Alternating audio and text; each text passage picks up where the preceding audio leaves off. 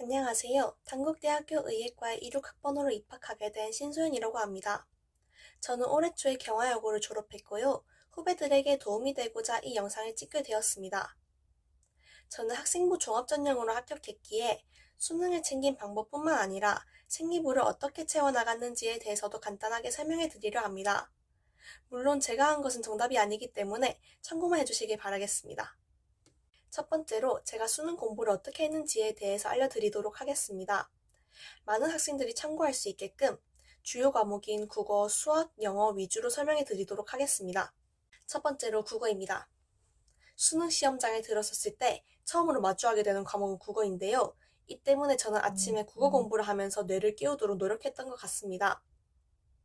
독서 5지문, 문학 5지문, 이렇게 총 10지문을 통해 하루를 시작했던 것 같습니다.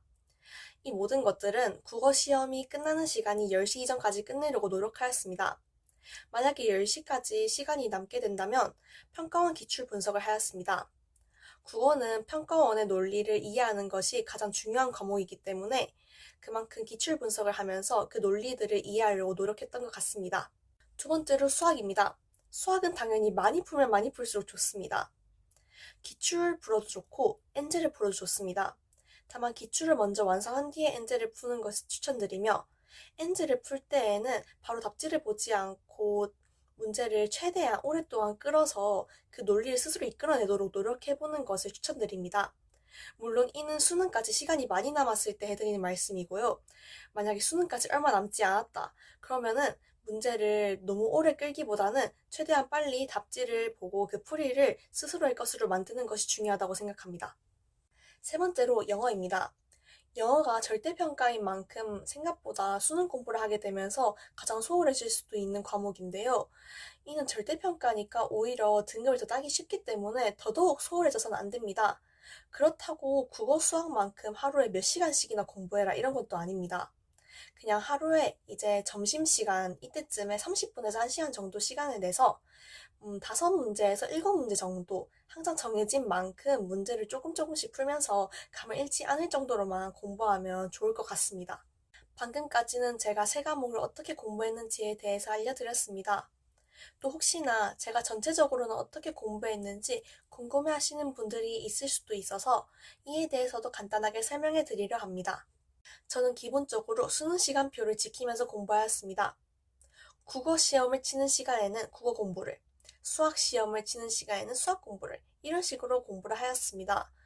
또 한국사 시험을 치는 시간에는 탐구 공부를 한다던가 아니면 부족했던 공부를 하였고, 또 탐구 이후부터는 수능 시간표가 끝나게 되는데 그 시간에도 필요했거나 아니면 제가 부족했던 공부를 하면서 하루를 마무리했던 것 같습니다.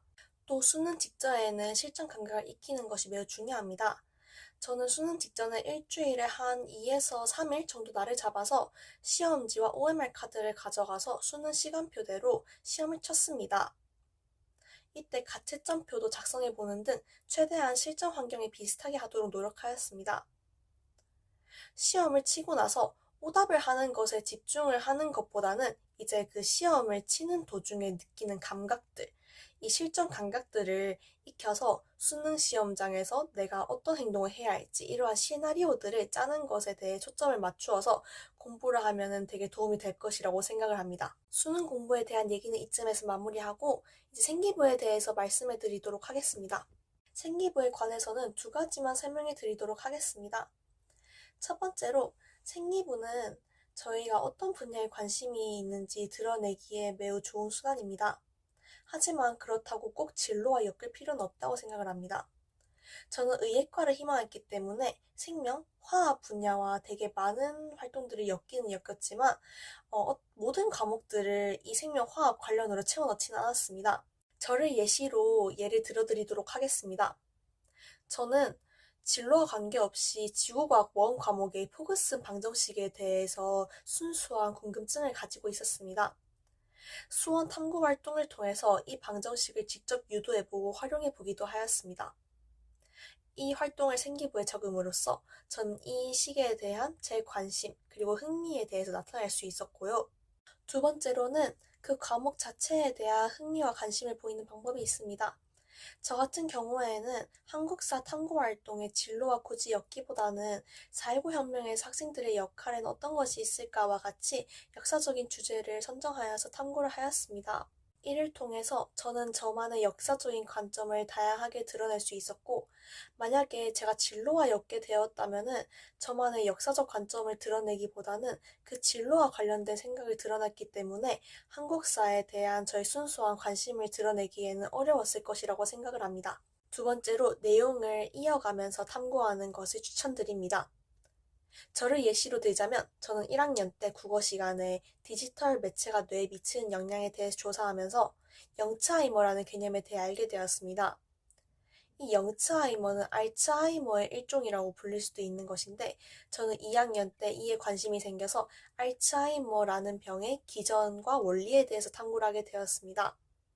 이를 탐구하고 나서는 또 추가 탐구로 이 알츠하이머에 대한 치료제가 어떤 것이 있는지 아니면 예방법은 어떤 것이 있는지 이런 것들에 대해서 탐구하면서 점점 저의 관심 폭을 넓혀가는 식으로 생기부를 채워나갔던 것 같습니다. 저는 경화여고에서 저에게 많은 도움을 주신 선생님들과 제가 활용한 교내의 프로그램들 덕에 좋은 생기부를 만들 수 있었고 그 결과 의대학 쪽 합격으로 이어질 수 있었던 것 같습니다. 경화여고의 선생님들께서는 학생들의 말에 귀를 잘 기울여 주시고 신경을 많이 써주시기 때문에 여러분이 열심히 적극적으로 생기부를 챙긴다면 좋은 결과가 나올 것이라고 믿습니다. 경화여고 후배들 응원하고 있겠습니다. 화이팅!